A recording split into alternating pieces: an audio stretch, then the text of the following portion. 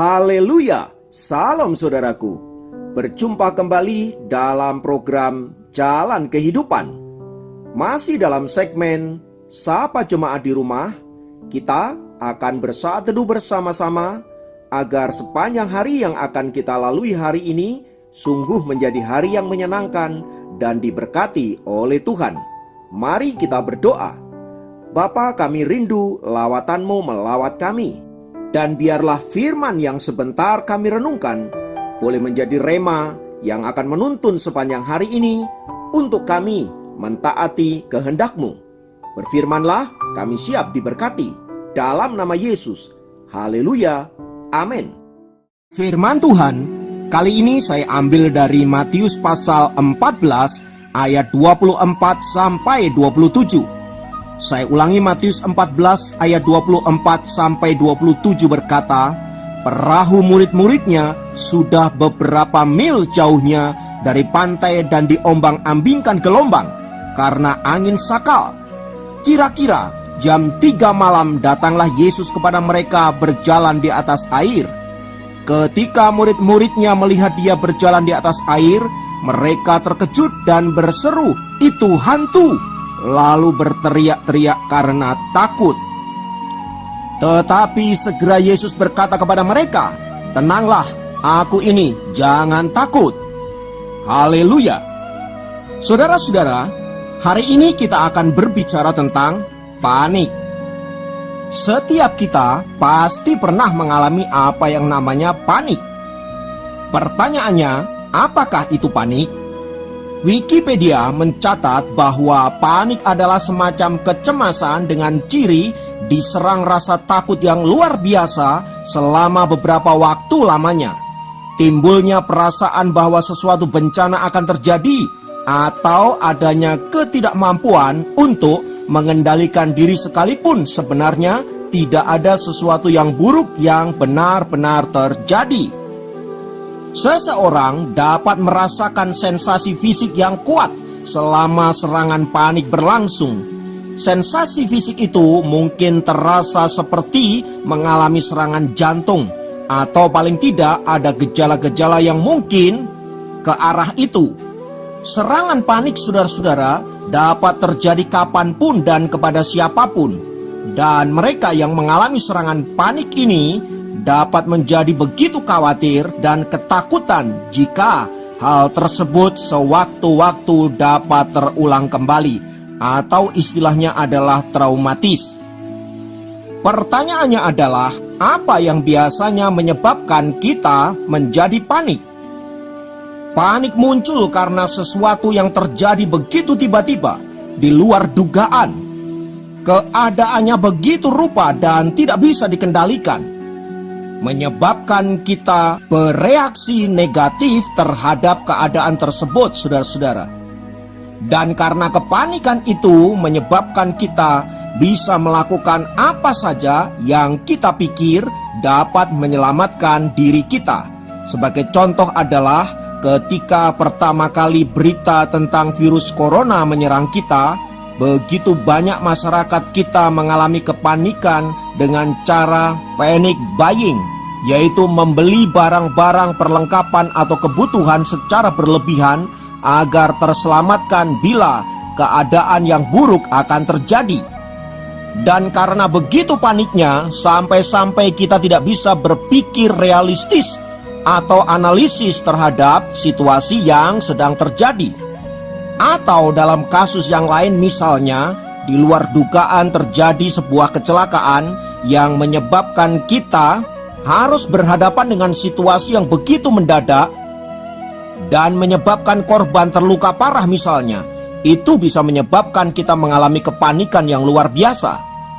Saya sendiri pernah mengalami keadaan yang demikian.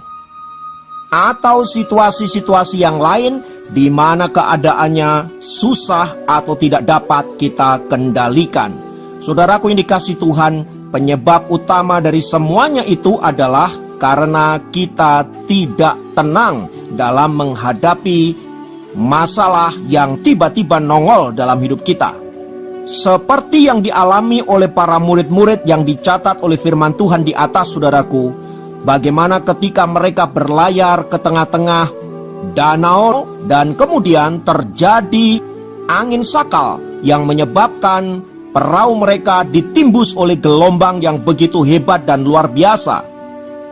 Sebagai seorang nelayan, saya yakin mereka para murid-murid itu tahu bagaimana cara menghadapi angin sakal itu. Tetapi malam itu adalah malam yang luar biasa, di mana angin sakal itu begitu hebat sehingga mereka seperti tidak berdaya dibuat oleh situasi itu.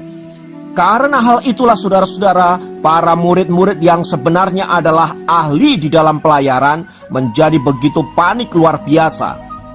Peristiwa ini saudara juga menggambarkan kehidupan kita. Seberapa hebat kita dalam bidang apapun yang kita kuasai, ada kalanya sesuatu terjadi di luar kendali kita, di mana membuat kita tidak sanggup melakukan apapun, yang menyebabkan kita bisa menjadi panik karena sesuatu terjadi di luar prediksi, di luar kemampuan kita.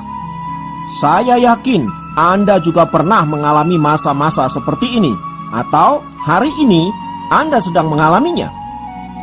Nah, dari catatan Alkitab yang baru saja kita baca di atas saudara-saudara, luar biasanya di tengah-tengah kepanikan yang begitu rupa, Tuhan Yesus datang dalam kehidupan para murid.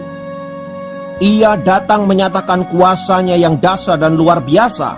Hal itu ditunjukkannya dengan cara berjalan di atas air, sesuatu yang tidak normal tentunya. Tetapi itu mau menunjukkan bahwa Yesus adalah pribadi yang berkuasa, termasuk terhadap alam semesta atau hukum alam. Tetapi karena panik saudara-saudara, kedatangan Yesus itu justru dianggap sebagai hantu. Sekali lagi saudara-saudara, peristiwa ini ingin mengingatkan saudara dan saya hari ini bahwa kepanikan menyebabkan kita tidak bisa melihat kuasa Tuhan dinyatakan, tidak bisa melihat mukjizat Tuhan dinyatakan.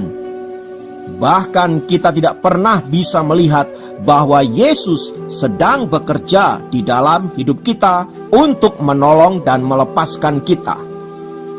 Celakanya, kedatangan Tuhan itu justru kita anggap sebagai sesuatu yang menakutkan. Mari kita koreksi hidup kita. Berapa banyak di antara kita yang sering kali juga melakukan hal yang sama seperti yang dilakukan oleh para murid itu. Itulah sebabnya saudara-saudara, Tuhan Yesus memberikan kata kunci yang sangat penting di bagian peristiwa ini, yaitu tenanglah, ini aku, kata Tuhan. Jadi kata kuncinya adalah tenang. Mengapa? Saat kita tenang saudara-saudara, kita dapat menganalisa keadaan, kita dapat berpikir jernih, dan kita dapat mengambil langkah-langkah yang tepat untuk mengatasi situasi yang sedang terjadi. Nah saudaraku, semua ini kuncinya seperti firman Tuhan, tenanglah. Ketika kita tenang, kita dapat berdoa, kita dapat berpikir jernih, dan kita dapat melakukan tindakan-tindakan yang terukur dan tepat sasaran. Karena itu saudaraku yang dikasihi Tuhan, oleh firman Tuhan di atas kita diteguhkan agar kita menjadi pribadi-pribadi yang senantiasa tenang dalam menghadapi berbagai problema yang hari-hari ini menerpa kehidupan kita. Apapun situasinya, apapun masalahnya, ketika saudara dan saya tenang, saudara pasti bisa menghadapi masalah dan pasti bisa menyelesaikannya, sebab kita tidak menyelesaikannya sendirian, melainkan bersama dengan Allah yang Maha Tinggi, penulis sejarah kehidupan kita, yang sanggup mengubah keadaan apapun itu bentuknya untuk kebaikan anak-anak Tuhan. Haleluya. Biarlah firman Tuhan ini meneguhkan saudara dan saya dan menjadikan kita pemenang-pemenang di dalam Tuhan. Mari kita berdoa. Tuhan, terima kasih untuk setiap peristiwa yang Tuhan izinkan dalam kehidupan kami, di mana di dalamnya kami dilatih untuk belajar mengatasi setiap problema hidup dan menjadikan kami seorang petarung yang hebat dan menjadi pemenang di dalam Tuhan. Ajarkan kami untuk senantiasa tenang dan tidak panik, sehingga kami dapat menyelesaikan setiap problema dengan tepat dan benar di hadapan-Mu. Terima kasih Tuhan, Roh Kudus bantu kami, sehingga kami dapat keluar sebagai orang-orang yang diberkati Tuhan, sebagai pemenang-pemenang di dalam Tuhan. Terpujilah namamu. Di dalam nama Tuhan Yesus kami berdoa. Haleluya. Amin.